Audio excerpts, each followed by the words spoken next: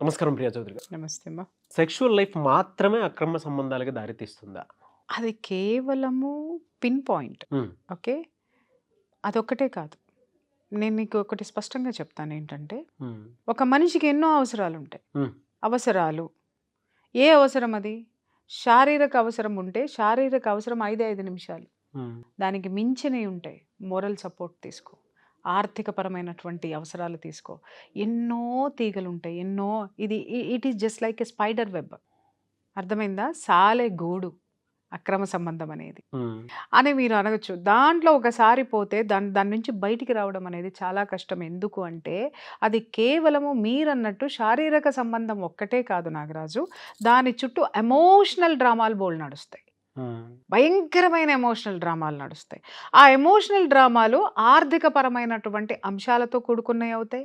అలాగే ఒక మనిషికి ఇంకొక మనిషి సపోర్ట్ కావాల్సి వచ్చి నప్పుడు కూడా, ఈ మనిషి సపోర్ట్ అవసరం ఉందనుకున్నప్పుడు కూడా వాళ్ళని ఒక ఎమోషనల్ దీంట్లోకి ఒక వల వేసేస్తారు. ఆ ఎమోషనల్ వల నుంచి ఆర్థిక పరమైనటువంటిది రావచ్చు, లేదా అక్కడి నుంచి ఇంకొకటి ఫిజికల్ నీడ్ రావచ్చు. ఇలా ఎన్నో ఎన్నో ఎన్నో ఎన్నో విషయాలు దాని చుట్టూ భయంకరంగా అల్లేసుకొని ఉంటే, వెనక్కి తిరిగి చూసుకుంటే ప్రపంచానికి కనపడేది ఏంటంటే అక్రమ సంబంధం అనగానే శారీరక సంబంధాలు మాత్రమే కనిపిస్తాయి. కానీ శారీరక సంబంధాలు వెనక ఈ శారీరక సంబంధం అనేది ఒక అసంతృప్తి నుంచి పుడుతుంది. హ్మ్. ఏ అసంతృప్తి అది? భర్తతో భార్యకి కానీ, భార్యతో భర్తకి కానీ కేవలం శరీరానికి సంబంధించిన అసంతృప్తి మాత్రమే కాదు, ఆర్థిక పరమైనటువంటి అసంతృప్తి, మానసిక పరమైనటువంటి ఒక తోడు, ఒక ఫ్రెండ్గా ఉండేటటువంటి తోడు, తనకి మోరల్ సపోర్ట్ ఇచ్చేటటువంటి తోడు ఎప్పుడైతే కోల్పోతారో అది ఆ అసంతృప్తి నుంచి మొదలయ్యేటటువంటిది. అలాగే తనను తాను ఆత్మన్యూనతా భావానికి గురి చేసేటటువంటి ప్రపంచం ఒకటి ఉందనుకుందాం. ఆ చుట్టూ ఉన్నటువంటి మనుషుల నుంచి కూడా ఇతను తనను తాను ప్రొటెక్ట్ చేసుకోవడానికి ఒక పాజిటివ్ వెర్షన్లోకి వెళ్ళినప్పుడు, ఆ పాజిటివ్ వెర్షన్ ఎవరైతే చూస్తారో ఆడగాని మగ గాని, వాళ్ళిద్దరి మధ్య ఒక బాండింగ్ ఏర్పడాలి అని అంటే దానికి సూత్రం ఏంటి? మొదటి మెట్టు ఏంటి? శారీరక సంబంధం. ఓకే. ది అక్రమ సంబంధము అనేటటువంటి విషయాన్ని తీసుకుంటే మళ్ళీ ఇందులో నేరపూరితమైనటువంటి ఆలోచనలు ఉంటాయి, నేరపూరితమైనటువంటి చర్యలు ఉంటాయి. Both sides of the coin. ఈ అక్రమ సంబంధం అనేటటువంటి ఒక కాయిన్కి both sides of the coin ఒకటి ఉంటుంది ఏంటంటే, ఒకవైపు ఆర్థిక అవసరాలు తీసుకో, మానసిక పరమైనటువంటి సపోర్ట్ తీసుకో, లేకపోతే ఇంకేదైనా అసంతృప్తి, తన యొక్క గోడు వెళ్ళబోసుకోవడానికి ఒక మనిషి కావాలి, తనను ఓదార్చడానికి ఒక మనిషి కావాలి, మానసిక పరమైనటువంటి ఆ ఓదార్పుని తెచ్చుకోవడానికి ఒక షోల్డర్ని చూసుకోవడానికి, ఇవన్నీ ఒక్క కారణాలైతే ఆర్థిక సంబంధాలు. అటువైపున నేరపూరితమైనటువంటి చర్యలు కొన్ని ఉంటాయి. ఏంటి అనంటే బలవంతంగా వాళ్ళని వీళ్ళు యూజ్ చేసుకోవటం. అది కూడా 2 విషయాలు ఉంటాయి అక్కడ. ఏంటంటే కమర్షియల్గా, ఆర్థికపరమైనటువంటి విషయాలు. కమర్షియల్గా ఆర్థికపరమైనటువంటి విషయాలు తీసుకోండి, లేకపోతే వాళ్ళకి సొంత పనుల కోసం వీళ్ళని వాళ్ళు అడాప్ట్ చేసుకోవడము, అంటే వీళ్ళతోటి వాళ్ళు ఆ రిలేషన్ ఏర్పాటు చేసుకోవడం అనేది జరుగుతుంది. అది ఎప్పుడు చాలా రెండు డేంజరస్ సిచ్యువేషన్సే నాగరాజు. ఎందుకు అనంటే పెళ్ళి అనేది అది సమాజం ఒప్పుకున్నటువంటి బంధము.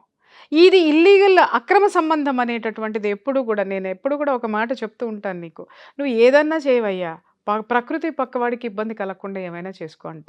ఇక్కడ ప్రకృతి పక్కవాడి ఇబ్బంది కలగటం అంటే ఏంటి అనంటే, నువ్వు అక్రమ సంబంధం ఏర్పరచుకున్న మహిళతో కానీ, లేకపోతే ఆడవాళ్ళు అక్రమ సంబంధం ఏర్పరచుకున్నటువంటి మగవాళ్లతోటి కానీ, వాళ్ళ కుటుంబానికి నువ్వు ఏ విధమైనటువంటి చెడు చేయొద్దు, వాళ్ళ కుటుంబంలో ఎలాంటి కొలతలు నువ్వు రానివ్వద్దు, వాళ్ళని అసలు నీ వల్ల ఎవరూ కూడా పక్కవాడు బాధపడద్దు. అంటే ఆ పక్కవాడు వాడి కుటుంబం కావచ్చు, లేకపోతే ఆమె కుటుంబం కావచ్చు, ఆమె భర్త కావచ్చు, లేదా అతని భార్య కావచ్చు. ప్రకృతికి ఇబ్బంది కలగొద్దు. నువ్వు పక్కన పెట్టుకుని లివింగ్ టుగెదర్ అని చెప్పేసి, లేకపోతే ఇంకొకటి నా ఇష్టము నా స్వేచ్ఛ అనుకుని నువ్వు రోజుకొకళ్ళతోటి నువ్వు గడుపుతూ ఉన్నావు, ఆడైనా సరే మగైనా సరే. నిన్ను ఇన్స్పిరేషన్గా తీసుకుని యువత మొత్తం అంతా కూడా వ్యవస్థనే పట్ల నమ్మకం పోయి నీ జీవితమే కరెక్ట్ అనుకొని ఆ జీవితాన్ని ఆదర్శంగా తీసుకుంటే ఏ ఇంటో ఏ ఒక్క సంసారము నిలబడదు సరికదా, ఏ ఒక్క తల్లిదండ్రుల్ని ఏ ఒక్క పిల్లలు విలువలతో చూడరు సరికదా. వ్యవస్థ మొత్తం ఇలాగే నాశనం అయిపోతే దాన్ని నువ్వు ప్రకృతిని నాశనం చేసినట్టు కాదా? Emotional, social and psychological, economical ఒక మనిషిని ట్రాప్ చేసి నీట్గా ప్యాక్ చేసి పక్కన పెట్టుకోవటం. ఎగ్జాక్ట్లీ ఇది ఎగ్జాక్ట్లీ ఎలా ఇప్పుడు అంటే ఆ ఒక్క మనిషి పక్కన ఉండటం వల్ల ప్రపంచంతో సంబంధం లేదు. ఎందుకంటే లేదండి. కష్టపడి పని చేయించుకోవాల్సిన అవసరం ఇక్కడ లేదు. ఇంకొక విషయం చెప్పొచ్చు నాగరాజు. ఇప్పుడు ఒక అమ్మకి ఆర్థికపరమైనటువంటి ఇది కావాలి, సపోర్ట్ కావాలి. భర్త సంపాదించలేడు, భర్త ఇవ్వలేడు. అలాగని చెప్పేసి భర్త నుంచి ఇతను ఈమె వేరు పడిపోయి ఉండడానికి భర్త సహకరించడు. భర్త ఒక విధమైనటువంటి స్వేచ్ఛనిచ్చేశాడు. నీ ఇష్టం వచ్చినట్టు బ్రతుకు, నీ బ్రతుకు అడ్డం రాను, కానీ నువ్వు మాత్రం నన్ను వదిలిపెట్టి వెళ్ళొద్దు, నీ ఇష్టము, నువ్వు ఏదన్నా సరే నేను కొడతాను అని అంటాడు. ఈ అమ్మాయి కూడా ఏమంటదంటే, సమాజానికి ఒక మొగుడు అనేటటువంటి వాడు ఒకడు కావాలి కాబట్టి, వాడు అనేటటువంటి వాడిని చూపించాలి కాబట్టి, వాడుంటే నేను ఏమైనా చేయొచ్చు, ఎందుకంటే నా భర్త నాకు సపోర్ట్ ఉన్నాడు కాబట్టి నేను ఏదైనా చేసుకోవచ్చు అనేటటువంటి ఒక కారణంతో ఈ అమ్మాయి కూర్చొని, ఈ అమ్మాయి ఉన్న చోటికి పొద్దున ఒకడు, మధ్యాహ్నం ఒకడు, సాయంత్రం ఒకడు వచ్చిపోతా ఉన్నాడు. ఈ అమ్మాయికి ఇక్కడ ఆర్థిక పరిస్థితులు కావచ్చు, శారీరక పరమైనటువంటి పరిస్థితులు కావచ్చు, ఏ విషయమైనటువంటి బంధాలైనా సరే కావచ్చు. ఇది మనము పక్కన సంసారాలు ఉన్నాయి, పక్కన పిల్లలు ఉన్నారు, చిన్న పిల్లలు ఉన్నారు, ఆడపిల్లలు ఉన్నారు, పసిపిల్లలు ఉన్నారు, ఏ వయసుకు వచ్చినటువంటి మగపిల్లలు ఉన్నారు. ఆ వయసులో ఉన్నటువంటి మగపిల్లలు ఈ చర్యలను చూసినప్పుడు ఎప్పుడు తర్వాత నా వంతు ఎప్పుడు వస్తుంది అని ఎదురు చూసేటటువంటి క్షణాలు ఉన్నాయి. ఇలాంటి కేసుల్లో నేను చూశాను. చుట్టుపక్కల ఉన్నటువంటి ఆ యొక్క వయసులో ఉన్నటువంటి మగపిల్లల్ని కూడా ఇలాంటి రొంపిలోకి లాగి వాళ్ళ జీవితాలని నాశనం చేసి వాళ్ళని నాశనం చేసినటువంటి ఆడవాళ్ళని నేను చూశాను. అలాగే ఇదే ఆడవాళ్ళని చూసిన తర్వాత ఇంకొక ఆడపిల్లలు ఈ జీవితాలని చూసి జీవితం అంటే ఏముంది, ఎలాగైనా బతకచ్చు, ఎందుకంటే ఇక్కడ స్వేచ్ఛ ఉంది.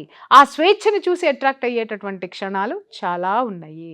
సో ఇది ఏం మాట్లాడుతుంది, నా బోటిది ఏదన్నా ఒళ్ళు మండింది ఏదన్నా మాట్లాడింది అనుకో, ఇది ఏం చెప్తుంది ప్రపంచానికి, నా మొగుడికే అభ్యంతరం లేదు నువ్వెవరివి మాట్లాడడానికి.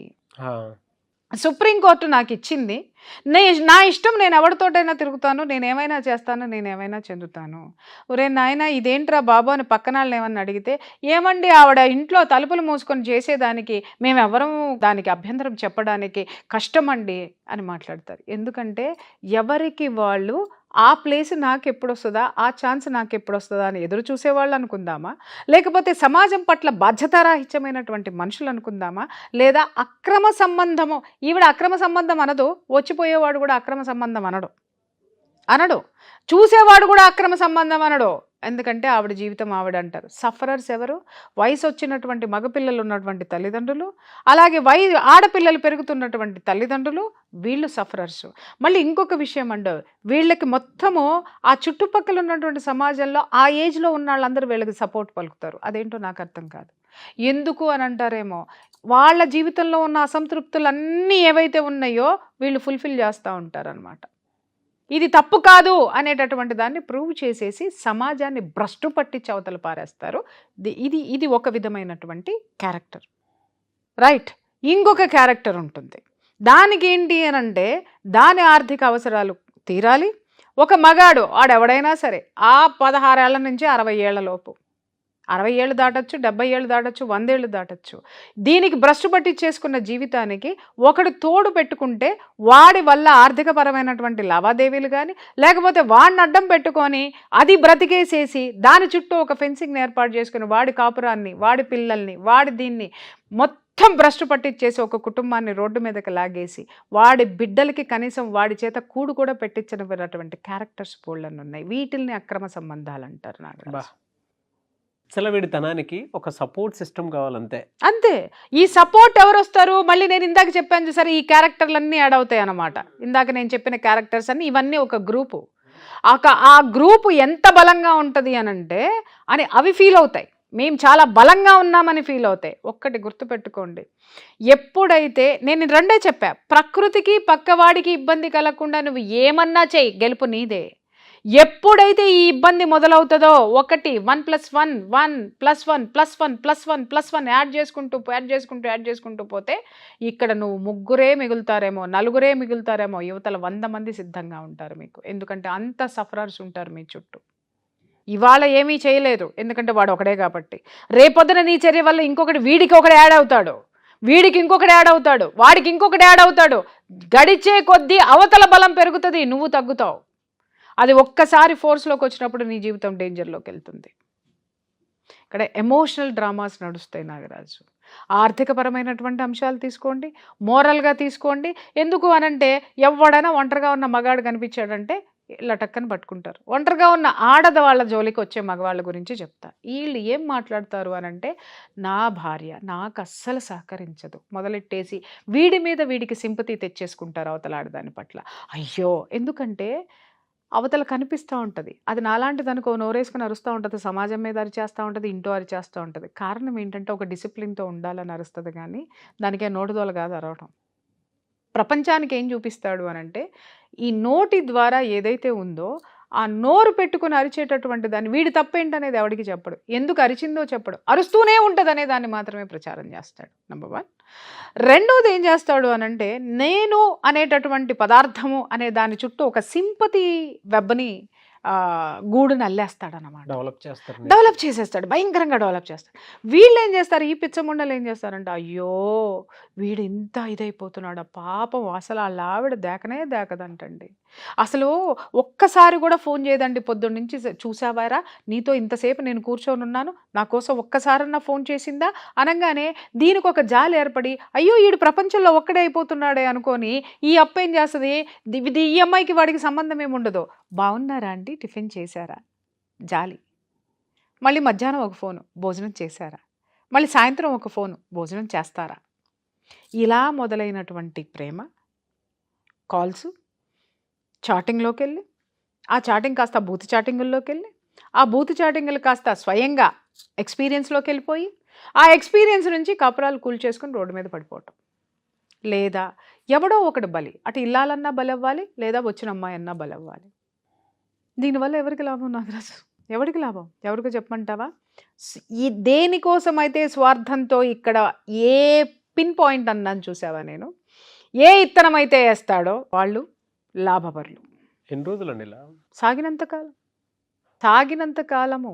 నేను ఇందాక చెప్పా, ప్రకృతి పక్కవాడు ఇబ్బంది పడనంత వరకు. పక్కవాడు బలంగా ఉన్నాడు అనుకో, ఇబ్బంది పడేటట్టు ఉంటాడు. యాస్ తొక్కితే నేల కతుక్కుంటావు, లేవని కూడా లేవు. ప్రకృతి ఇబ్బంది పడుతుంది అనుకో, ఎక్కడ తొక్కాలో ప్రకృతి తెలుసు, తీసుకెళ్ళి నిన్ను ఎక్కడ ఏం పెట్టాలో, ఏ విధంగా విరుచుకు పడిపోవాలో ఆ విధంగా విరుచుకు పడిపోతుంది. ఇక్కడ నేను మాట్లాడేది ప్రకృతి అంటే అది వ్యవస్థ కావచ్చు, లేకపోతే వీళ్ళ యొక్క యాటిట్యూడ్ సమాజం కావచ్చు, ఏదైనా కావచ్చు. ఆ ప్రకృతి ఎవరి రూపంలో వీళ్ళకి పులి స్టాప్ పెట్టాలో ఆ రూపంలో వీళ్ళకి పులి స్టాప్ పెట్టి అవతల పడేస్తుంది. కాబట్టి వీళ్ళిద్దరి చేతిలో ఏదో ఒక రోజు డెఫినెట్గా వాళ్ళు పాఠం నేర్చుకోవాల్సింది. స్నేహం వేరు నాగరాజు, అక్రమ సంబంధం వేరు. ఆ రెండింటికి తేడా తెలుసుకోండి. స్నేహం ఎప్పుడు ఏమీ ఆశించదు.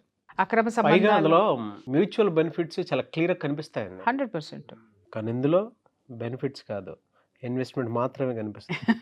అది కూడా ఇచ్చి పుచ్చుకోవడమే. అంటే చాలా మందికి మనం ఇప్పుడు మాట్లాడుకున్న టాపిక్ చాలా ఫన్గా ఉంటుంది. ఈ రోజుల్లో ఏమి లేవు, పెద్ద వీళ్ళేదో కూర్చుని మాట్లాడుతున్నారా అని. కానీ సఫరర్స్కి ఇదేంటి అనేది తెలుస్తుంది బాగా.